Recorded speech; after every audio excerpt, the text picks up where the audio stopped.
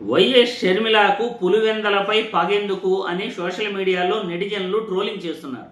Congress party senior నేత తులసిరెడ్డి గారు ఆయనకున్నంత శ్రద్ధ కూడా పులివెందలపై షర్మిలకు లేదు. ఎందుకంటే బహుశా అన్నని ఎక్కువగా ఆదరిస్తారు, నన్నెవరూ పులివెందలలో పట్టించుకోరు అనే బాధ కూడా కావచ్చు. పులివెందలకు కోల్డ్ స్టోరేజ్ హోమ్ లేదు అని మాట్లాడారు, కానీ ముఖ్యంగా పులివెందల ప్రజలు ఏం కోరుకుంటున్నారో దాని గురించి ఆమె మాట్లాడాల. ఇంతకీ సోషల్ మీడియాలో తులసిరెడ్డి గారు మాట్లాడుతున్న మాటలు వైఎస్ షర్మిలపై ట్రోలింగ్ చేస్తూ సోషల్ మీడియాలో నెటిజన్లు వైరల్ చేస్తున్నారు వీడియోల్ని. ఆ వీడియో చూసిన తర్వాత మళ్ళీ మనం చర్చించుకుందాం. అందులో మన పులివెందులకు సంబంధించి ఈ కూటమి ప్రభుత్వము అధికారంలోకి రాకముందు దాదాపు 47 ఎకరాల 58 సెంట్లు, దాదాపు 100-150 కోట్ల రూపాయలు విలువ చేసే భూమిని వచ్చేసి ఈ ప్రభుత్వ వైద్య కళాశాలకు అప్పగించడం జరిగింది. రెండవది 412 కోట్ల రూపాయలు ఖర్చు చేయడం జరిగింది. మూడవది 625 పడకల ఆసుపత్రిని మంజూరు చేయడమే కాకుండా భవనాలు పూర్తయినాయి. ఆసుపత్రి ఇక్కడికి షిఫ్ట్ అయింది, రన్నింగ్లో ఉంది. మెడికల్ కళాశాల భవనాలకు సంబంధించి 60 నుండి 70% పూర్తి అయిపోయినాయి. ప్రభుత్వ నర్సింగ్ కాలేజీకి సంబంధించి భవనాలు 100% పూర్తి అయిపోయినాయి. క్వార్టర్స్ హాస్టల్స్కు సంబంధించి 60 నుంచి 70% పూర్తయినాయి. తర్వాత సిబ్బంది ఈ ప్రభుత్వం అధికారంలోకి రాకముందు కళాశాలకు ప్రిన్సిపల్ ఉన్నాడు, హాస్పిటల్కు సూపరింటెండెంట్ ఉన్నారు, తర్వాత 2 ఏడీస్ ఉన్నారు, ఒక ఏవో ఉన్నారు, హెచ్ఓడీస్ ఉన్నారు, 60 మంది professors, associate professors, assistant professors ఉన్నారు, 70 మంది నర్సులు ఉన్నారు, 130 మంది సిబ్బంది ఉన్నారు. ఈ పరిస్థితిలో కేంద్రం నుండి నేషనల్ మెడికల్ కమిషన్ వాళ్ళు వచ్చి చూసి ఇంద్రభవనాలు లాంటి భవనాలు ఉన్నాయి, ఫ్యాకల్టీ ఉంది అని చెప్పి వాళ్ళు క్షేత్రస్థాయిలో పరిశీలించి 2024-25 విద్యా సంవత్సరానికి 50 MBBS సీట్లు కేటాయించారు. 2024 ఆగస్టు 16వ తారీఖు. కానీ ఈ చంద్రబాబు ప్రభుత్వం ఏం చేసింది? ఒక లేఖ రాసింది, భవనాలు పూర్తి కాలేదు, ఫ్యాకల్టీ లేదు, కాబట్టి మేము నడపలేము కాలేజీని, మాకు 50 MBBS సీట్లు వద్దని చెప్పేసి లేఖ రాసింది. ఇది చరిత్రలో ఒక చారిత్రక తప్పిదం. ఇటువంటి పనికి మాలిన ప్రభుత్వం దేశంలో కానీ రాష్ట్రంలో కానీ నాడు నేడు ఏనాడు ఉండదు. ఇచ్చిన సీట్లు మాకు 50 చాలవు, 100 కావాలి, 150 కావాలని అడగాల్సింది గురించి ఇచ్చిన 50 MBBS సీట్లు వద్దని చెప్పడం జరిగింది.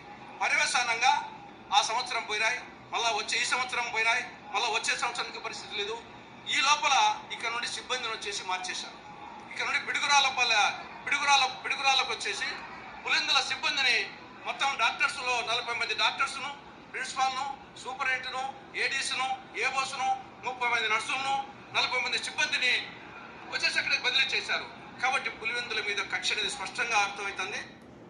చూశారుగా, గత ప్రభుత్వంలో జగన్మోహన్ రెడ్డి పులివెందల మెడికల్ కాలేజీ దాదాపు పూర్తి చేశాడు 420 కోట్లతో. నేషనల్ మెడికల్ కమిషన్ 300 పడకల ఆసుపత్రి దాటితే మెడికల్ కాలేజీకి పర్మిషన్ ఇస్తుంది. బిల్డింగ్లు పూర్తయిపోయాయి, సిబ్బంది ఉన్నారు. దాదాపు 625 పడకల ఆసుపత్రి రెడీ చేశారు జగన్మోహన్ రెడ్డి గారు గత ప్రభుత్వంలో. తులసిరెడ్డి గారు మాటలు మీరే విన్నారు. ఒక కాంగ్రెస్ సీనియర్ నేత గత ప్రభుత్వంలో చేసిన పనిని చెబుతున్నాడు.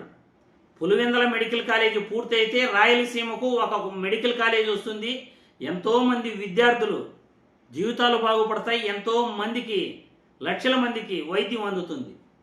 కానీ అటువంటి మెడికల్ కాలేజీని రాకుండా చంద్రబాబు నాయుడు అడ్డుకున్నాడు. రాయలసీమకు, పులివెందలకు కాదు, రాయలసీమకు రావాల్సిన మెడికల్ కాలేజీని ఆయన అడ్డుకున్నాడు. పులివెందల వాళ్ళు అక్కడ చదవరు, పులివెందల వాళ్ళకు మాత్రమే వైద్యం జరగదు. ఒక మెడికల్ కాలేజ్ అంటే ఆ ప్రాంతం మొత్తం అభివృద్ధి చెందుతుంది. రాయలసీమ మొత్తం, ఒక రీజన్ మొత్తం, 2 రీజన్లు ఉన్నాయి ఆంధ్రప్రదేశ్లో. ఎస్వి యూనివర్సిటీ రీజన్లో వచ్చేసి రాయలసీమ, నెల్లూరు జిల్లాల్లో ఒక 2 జిల్లాలు అన్నమాట, నెల్లూరు, ప్రకాశం జిల్లా వస్తుంది. తర్వాత ప్రకాశం జిల్లా దగ్గర నుండి శ్రీకాకుళం వరకు ఆంధ్ర యూనివర్సిటీ పరిధి వస్తుంది. ఆంధ్ర యూనివర్సిటీ పరిధిలో కొన్ని మెడికల్ కాలేజీలు, ఎస్వి యూనివర్సిటీ పరిధిలో కొన్ని మెడికల్ కాలేజీలు ఉంటాయి. ఇప్పుడు Pulivendula medical college SV university పరిధి. ఎస్వి యూనివర్సిటీ పరిధిలో ఒక మెడికల్ కాలేజీని చంద్రబాబు నాయుడు అడ్డుకున్నాడు. నేషనల్ మెడికల్ కమిషన్ పర్మిషన్ ఇచ్చినప్పటికీ మెడికల్ కాలేజీ అడ్డుకోవడం జరిగింది. మాకు 50 సీట్లు మాకు వద్దు అని చెప్పడం జరిగింది. అక్కడ భవనాలు పూర్తి కాలేదు అని అబద్ధపు హామీ ఇవ్వడం జరిగింది. కావాలంటే ఎవరైనా పులివెందులకు వెళ్ళి మెడికల్ కాలేజ్ చెక్ చేసుకుని రండి. ఎలా అద్భుతమైన బిల్డింగ్లు కట్టారు. ఆసుపత్రి ఉంది, కానీ ఇప్పుడు 3 సంవత్సరాలుగా ఆ కళాశాల ఓపెన్ కాలేదు. అక్కడున్న సిబ్బందిని కూడా గుంటూరు మెడికల్ కాలేజీకి తరలించేశారు. అక్కడున్న ఇన్స్ట్రుమెంట్స్ కూడా దాదాపు గుంటూరు మెడికల్ కాలేజీకి గత సంవత్సరమే పంపించేశారు.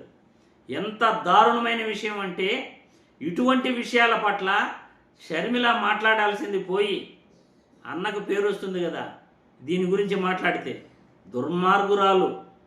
ప్రజా సమస్యల గురించి మాట్లాడదు, ఆస్తుల గురించి మాట్లాడుతుంది. ప్రజా సమస్యల గురించి ఏ రోజు మాట్లాడదు. ఆస్తులు కావాలి, అన్నపైన పగ కావాలి, చంద్రబాబుతో కుమ్మక్క కావాలి, చంద్రబాబు రాయించిన స్క్రిప్ట్ చదవాలి. కాంగ్రెస్ సీనియర్ నేత తులసిరెడ్డి గారు మాట్లాడిన తర్వాత అయినా బుద్ధి తెచ్చుకుని షర్మిల గారు ఇకనైనా ప్రజా సమస్యలపై దృష్టి పెట్టాలని ఈ వీడియో ద్వారా నేను షర్మిల గారికి తెలియజేస్తున్నాను. మరి ప్రజలు మీ అభిప్రాయాలని కామెంట్ల రూపంలో తెలియజేయాల్సిందిగా వీడియో ద్వారా కోరుతున్నాను.